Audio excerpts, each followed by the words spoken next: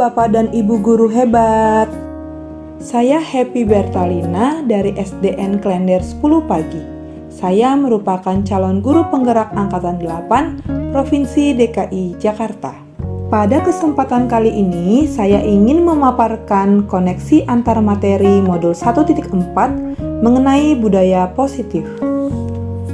Bagian yang pertama, kesimpulan mengenai peran saya dalam menciptakan budaya positif di sekolah. Pada modul ini, saya mempelajari tentang budaya positif. Dalam modul 1.4 mengenai budaya positif ini, saya mempelajari 5 konsep. Yang pertama, disiplin positif. Kedua, motivasi perilaku manusia. Ketiga, posisi kontrol guru. Keempat, keyakinan sekolah atau kelas. Dan kelima, segitiga restitusi. Yang pertama, disiplin positif. Disiplin positif merupakan upaya seseorang untuk mengontrol dan menguasai diri dalam bertindak dengan berdasarkan nilai-nilai kebajikan yang dihargai atau dipercaya. Disiplin positif dilakukan atas kesadaran diri sendiri atau biasa disebut motivasi internal, bukan karena hukuman ataupun penghargaan, sehingga bertanggung jawab atas tindakan yang dilakukan dan menghargai nilai-nilai yang mereka percaya.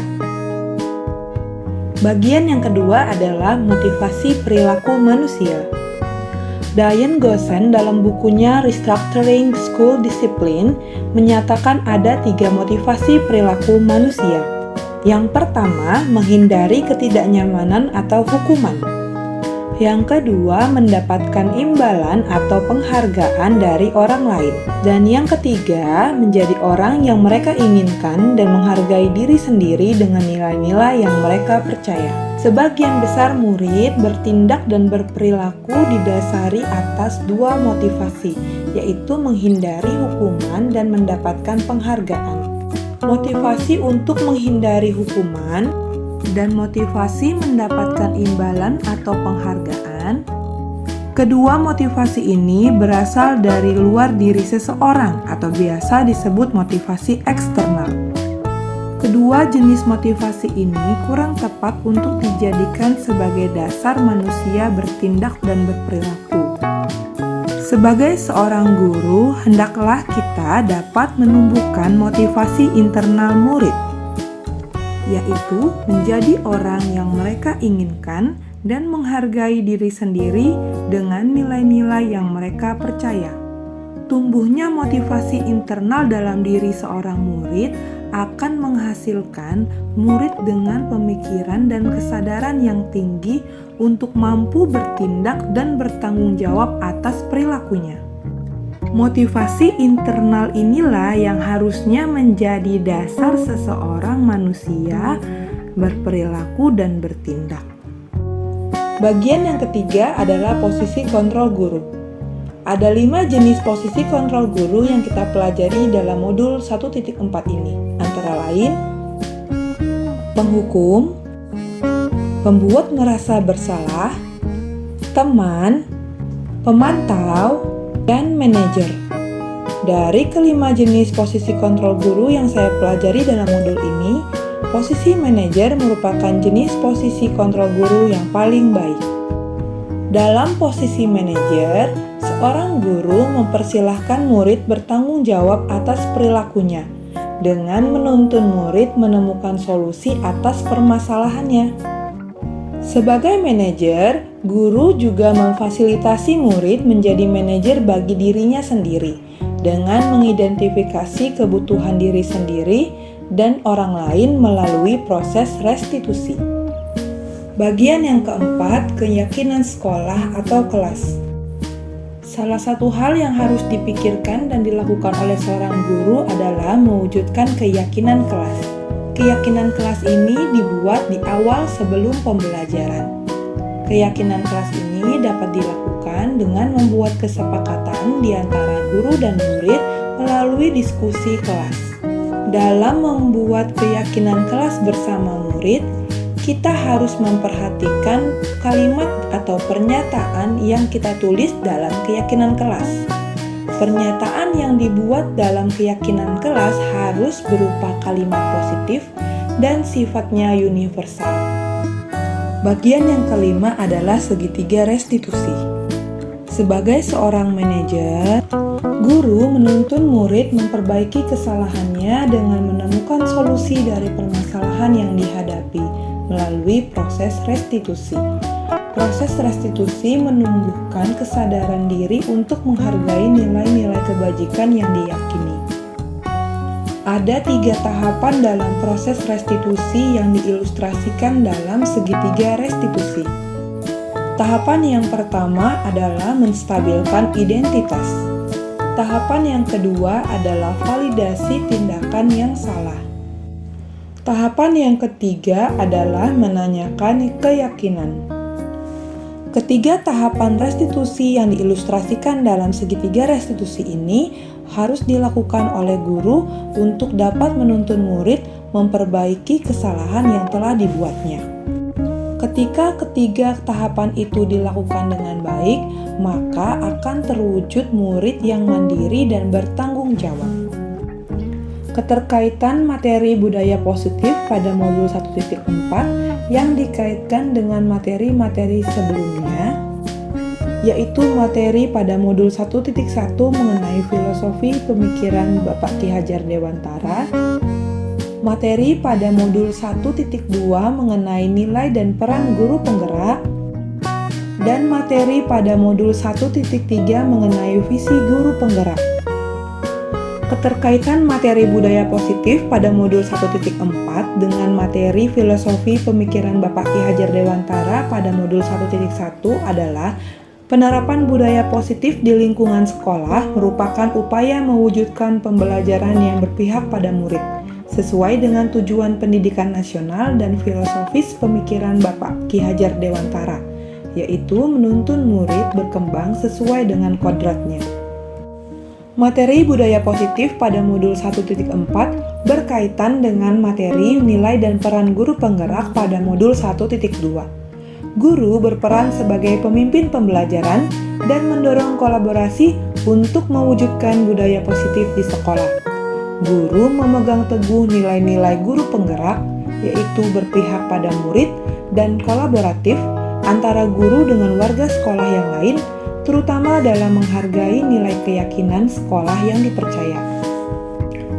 Materi budaya positif pada modul 1.4 ini berkaitan juga dengan materi visi guru penggerak yang kita pelajari pada modul 1.3, yaitu penerapan budaya positif di lingkungan sekolah adalah salah satu upaya untuk mewujudkan visi, yaitu terciptanya budaya yang positif di lingkungan sekolah, sehingga terbentuk murid yang mandiri dan reflektif sesuai dengan profil pelajar Pancasila. Bagian yang kedua adalah refleksi pemahaman. Sejauh mana pemahaman saya tentang konsep-konsep inti yang telah saya pelajari di modul ini? Adakah hal-hal yang menarik bagi saya di luar dugaan? Konsep inti dari modul 1.4 yang saya pelajari yaitu disiplin positif, motivasi perilaku manusia, posisi kontrol guru, keyakinan sekolah atau kelas, dan segitiga restitusi. Setelah mempelajari konsep demi konsep dalam modul 1.4 ini, saya menyadari bahwa semua konsep tersebut memberikan pemahaman saya bahwa pentingnya menumbuhkan budaya positif di lingkungan sekolah. Pemahaman yang sangat bermanfaat ini akan saya terapkan dalam tindakan sehari-hari serta dibagikan kepada orang lain, terkhusus pada rekan sejawat saya. Salah satu hal yang menarik saat saya mempelajari modul 1.4 ini adalah saat saya mempelajari motivasi perilaku manusia. Setelah mempelajari konsep ini, saya menyadari bahwa pemberian hukuman dan penghargaan tidak efektif untuk menumbuhkan perilaku positif murid. Penghargaan dan hukuman dapat merusak hubungan, menurunkan kualitas, dan mematikan kreativitas. Murid hendaknya memiliki kesadaran dari dalam diri sendiri sehingga termotivasi untuk berperilaku positif dengan nilai-nilai kebajikan yang diyakini, bukan karena penghargaan ataupun hukuman. Bagian yang ketiga, perubahan apa yang terjadi pada cara berpikir saya dalam menciptakan budaya positif di kelas maupun di sekolah setelah saya mempelajari modul ini? Setelah saya mempelajari modul 1.4 ini, saya menyadari bahwa selama ini saya memposisikan diri saya sebagai penghukum dan pemantau saat murid melakukan kesalahan. Saya menyadari bahwa seorang guru haruslah sebagai seorang manajer yang menuntun murid menyadari tindakan yang diperbuatnya dan menemukan solusi dari permasalahan yang dihadapi. Bagian yang keempat, pengalaman seperti apakah yang pernah saya alami terkait penerapan konsep-konsep inti dalam modul budaya positif baik di lingkungan kelas maupun di lingkungan sekolah saya? Setelah memahami modul 1.4 mengenai budaya positif dan menyadari bahwa posisi kontrol guru sebaiknya adalah sebagai seorang manajer, maka saya menerapkan restitusi dalam penyelesaian masalah dan menerapkan budaya positif di kelas. Berikut adalah contoh penerapan budaya positif yang telah saya lakukan di sekolah saya. Yang pertama adalah membuat keyakinan kelas. Keyakinan kelas ini dibuat bersama murid di hari pertama masuk sekolah tahun ajaran 2023-2024. Keyakinan kelas ini dibuat berdasarkan hasil diskusi bersama dengan murid sehingga terbentuklah 5 keyakinan kelas di kelas kami dan disepakati bersama oleh seluruh murid. Yang kedua, saya melakukan restitusi untuk menyelesaikan masalah yang terjadi pada murid di kelas. Pada video kali ini ada 2 kasus yang terjadi pada murid dan keduanya adalah mengenai berbicara kasar kepada murid yang lain saat pembelajaran berlangsung. Pada saat itu, saya memanggil murid-murid tersebut lalu melakukan proses restitusi dalam 3 tahapan, yaitu tahap pertama menstabilkan identitas, tahap kedua adalah validasi tindakan yang salah, dan tahap yang ketiga adalah menanyakan keyakinan. Dalam melakukan proses restitusi, murid menyadari kesalahan yang telah diperbuatnya dan menemukan solusi untuk penyelesaian masalah tersebut, yaitu mereka akan menahan diri dan menahan emosi untuk tidak berkata kasar saat terjadi pembelajaran di kelas. Bagian yang kelima, bagaimanakah perasaan saya ketika mengalami hal-hal tersebut? Saya sangat bersyukur karena mendapat kesempatan berharga mempelajari konsep budaya positif pada modul ini. Saya juga sangat termotivasi untuk menerapkan budaya positif di sekolah agar tercipta murid yang mandiri dan bertanggung jawab.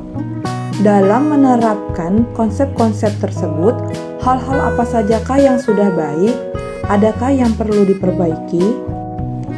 Menurut saya, hal baik yang sudah terjadi dalam menerapkan budaya positif ini adalah mulai tumbuhnya kesadaran murid untuk bertindak positif dan keinginan murid untuk memperbaiki kesalahan yang diperbuatnya, walaupun prosesnya belum maksimal. Hal yang perlu diperbaiki dan dipelajari terus-menerus pada modul ini adalah bagaimana saya menerapkan langkah-langkah restitusi dengan baik dalam menyelesaikan masalah murid. Untuk itu, saya juga harus belajar menjadi manajer yang baik bagi murid. Bagian yang ketujuh, sebelum mempelajari modul ini, ketika berinteraksi dengan murid, berdasarkan 5 posisi kontrol, posisi mana yang paling sering saya pakai, dan bagaimana perasaan saya saat itu.